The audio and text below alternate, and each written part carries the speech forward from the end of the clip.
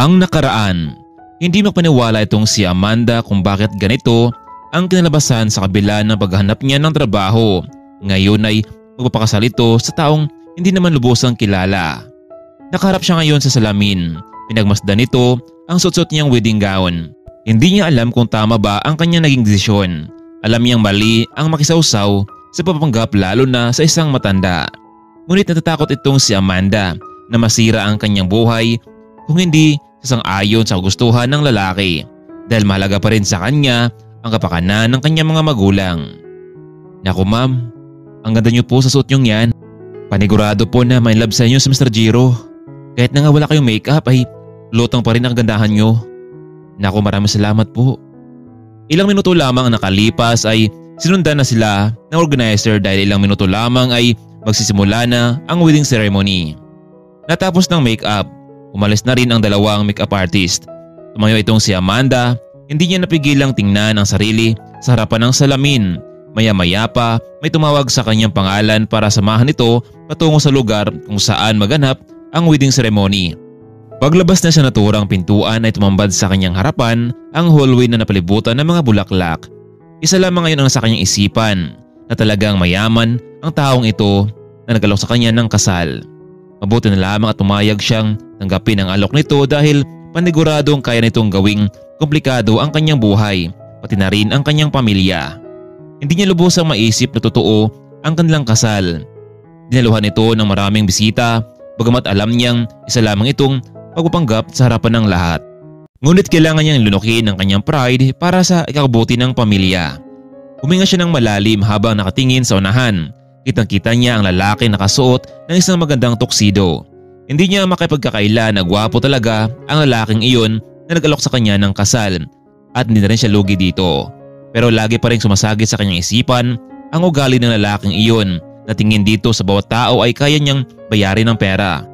Noong nakarating na ito sa harapan, inabot ni Jiro ang kanyang kamay sa dalaga at may binulong ito. Amanda, hindi ko ito inaasahan. Narito pala ang lolo ko kaya simula sa araw na ito tayo magsimulang magpanggap. Hindi pwede malaman ni Grandpa ang pinagawa natin. Kung sakaling malaman niya ito, hindi ko makukuha ang mana ko.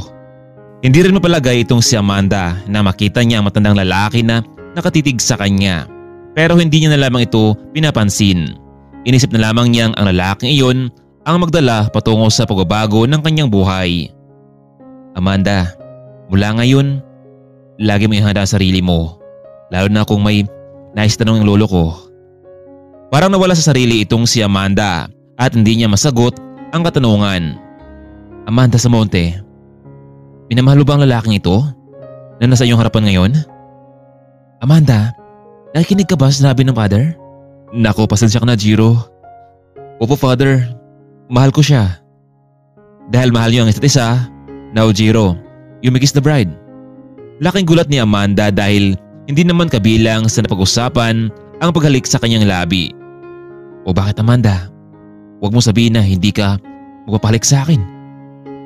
Paano natin ito mapaniwala ang grandpa ko kung hindi natin ito gagawin? Pero Jiro, wala pa nakahalik sa akin. Lalo sa labi ko. Pwede ba Amanda? Isang simpleng gawain lamang ito. Isang bagay lamang. Isipin mo na lamang na para ito sa pamilya mo. Ano? Gagawin mo ba o hindi? Napatungo na lamang itong si Amanda. Dahan-dahan namang lumapit si Jiro sa kanya at hinalikan ang kanyang labi. Amanda, ipikit mo yung mga mata mo. Paano kita halikan kung nakadilat yan? Dahan-dahang pinikit naman ni Amanda ang kanyang mga mata. Ito ang unang pagkakataon sa kanyang pagkatao. Nakaramdam siya ng kakaiba noong nilikan siya ng lalaki.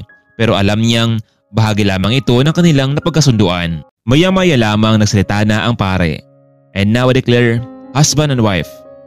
Nagsipalakpakan ng mga tao sa kanilang paligid at inakala talaga nilang totoo ang kanilang kasal. Matapos sa pangyaring iyon ay napatitig itong si Jiro sa kanyang asawa at tila masaya ang mga mata nito. Iyon din ang unang pagkakataon na makita ni Amanda ang saya sa mukha ng lalaki. Congrats Jiro apo, dahil tinupad mo ang kagustuhan ko. Alam mo bang bagay na bagay kayong dalawa? Isang gwapo at isang maganda. Ano ang pangalan ng asawa mo? Alo, Meet my wife, Amanda Samonte. Hello po sir. Naku Amanda, mula ngayon, tawagin mo lamang akong grandpa dahil kabilangan na rin sa pamilya namin. Hindi alam ni Amanda kung ano ang sagot sa sinabi ng matanda. Samantalang hindi naman nagustuhan ni Jiro ang sinabi ng kanyang lolo. So ano balak nyo pagkatapos nito? Bigla na lamang napaubo itong sa Amanda. Hindi niya kasi naisip na hantong sa ganitong bagay ang sasabihin ng matanda. Alo, pwede bang pupunta muna ako sa CR? Go ahead iha. Sige grandpa. Sasamahan ko muna ang asawa ko sa comfort room. Sige iho, maya-maya ay may pag-usapan tayo mahalagang bagay. Umalis muna ang dalawa patungong comfort room. Mr. Jiro, akala ko ba hanggang kasal lamang tayo? Hindi ako papayag na umabot sa ganitong sitwasyon. Honeymoon? Seryoso ka ba? Look Amanda, nagbago ng plano. Anong plano? Anong sinasabi mo? Alam mo, since na narito ang grandpa ko kasama natin sa wedding ceremony, pero hindi ko na alam kung kailan ibigay sa akin ang mana ko. Baka may mga bagay pa siyang ipagawa sa akin bago niya ibigay ito. Mr. Jiro, napag-usapan natin di ba na hanggang kasal lamang tayo? More than that, wala na. Amanda, paano ko ibigay sa iyo ang 1.8 million kung dito pa lamang ay umaayaw ka na? Ayaw ba nang dahil dito ay makagpadala ka ng pera sa mga magulang mo? So what do you mean ha? Alam mo, for the meantime, let's act as a real couple. No way! Sige, kung ayaw mo umalis ka na. Pero ito ang tatandaan mo. Kaya kong gawin ang mga bagay. Bigla na lamang napaiyak itong si Amanda dahil sa mga pagbabanta ni Jiro sa kanya. Sa hindi naman nila inaasahan na sa likod pala ng dalawa ang matanda. Oh, tapos na ba kayong dalawa dyan? O iha, bakit ka maiyak? There's something wrong? Naku grandpa, wala naman po. Naiyak lamang ang asawa ko dahil napalayo na siya sa kanyang mga magulang. Iho, kung ganun, bakit hindi mo kunin ang mga magulang niya para ganun ay magkasama na tayo? Anyway, tanong ko lamang bakit wala kang dito ang kanyang pamilya na dapat sana kasama natin ngayon? Grandpa, gustuhin ko man pero nagpasabi ng kanyang magulang na Amanda na marami silang nakasa sa probinsya, lalo na ang kanilang negosyo. Ganun ba? Anong klaseng negosyo naman yun iha? Ano po? Grandpa, let's say a simple agriculture. Good. Mabuti naman at meron silang pinagkabalahan sa buhay. Maybe someday, gusto ko silang makita. Okay? Sige Pulo, walang problema. Anyway Jiro, alis muna ako. Magkita na lang tayo mamaya. Sige grandpa. Umalis na ang matanda pero mas lalong hindi mapalagay itong si Amanda dahil sa walang katotohanan ang pinagsasabi ni Jiro sa kanyang lolo. Jiro, bakit mo pinalaki ang problema? Sinasabi mo ngayon na mayroon kami negosyo sa probinsya? Amanda, makinig ka. Madali lang yan. Ipadala mo sa mga magulang mo ang perang binigay ko sa'yo. Tapos, sige na. After the celebration, umuwi tayo sa kondo ko. Sam, Ricky, kayo nang bahala dito ha, sabihin nyo. Pero hindi pa tayo tapos sa mga pinagagawa nyo sa akin. Pero boss, naging tagumpay naman di ba ang lahat? Sam, Ricky, nagkamali pa rin kayo ng dinampot. Mabuti na lang at pumayag ang babaeng ito. Napakasalan ako.